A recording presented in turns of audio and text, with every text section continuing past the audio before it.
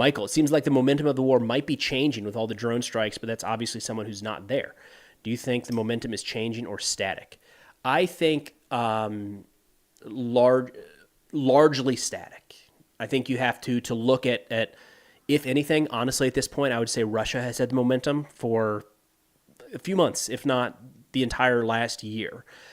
So this gets into the category of it's very challenging to say, like,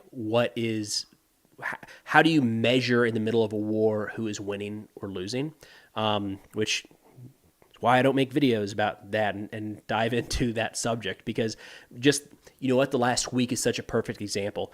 Ukraine has been losing territory. Velika Novoselka in the south, let me pull up a map here, is at risk of falling, which would be a major loss for Ukraine. It's a bit of a stretch to call this a where are we at? I'm getting disoriented here. Here we go. It's a bit of a stretch to call Velika Novoselka right here a strategic loss, but it is an important one. Strategic would be up here near Pokrovsk. But either way, we've seen Russia just continue to advance in a couple different directions just over the last 10, 14 days. At the same time, Ukraine has carried out pretty significant drone strikes past Moscow all the way over here to the Ryazan region. So how do you balance those two things? Right? And it's tricky because Russia is making progress on the ground. Russia is probably, just based off the fact that they're on the offensive, they're probably losing more troops day in and day out than Ukraine is. Meanwhile, Ukraine is affecting Russia's ability to fight the war long term, and striking oil refineries isn't just a matter of, that the tanks don't have enough fuel to continue the advance, but like it actually impacts their economy and their people directly. So how do you measure those two things? Which of those things can go on longer?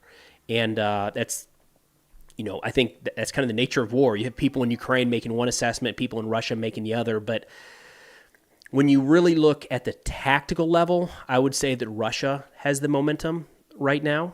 But I would also say that neither side appears ready to come to the negotiating table, which from my perspective means that both of them think they still have opportunities to kind of gain an upper hand before Trump, probably is kind of what it seems like, forces either one of them to cede something, right? So for Ukraine, maybe ceding some territory, or Russia, really, in this case, or maybe ceding what a future alliance might be. But again, when you're talking about like static or momentum changing, I think like relatively static. Every single day, there's a lot of things happening, but no major shifts in quite a while now.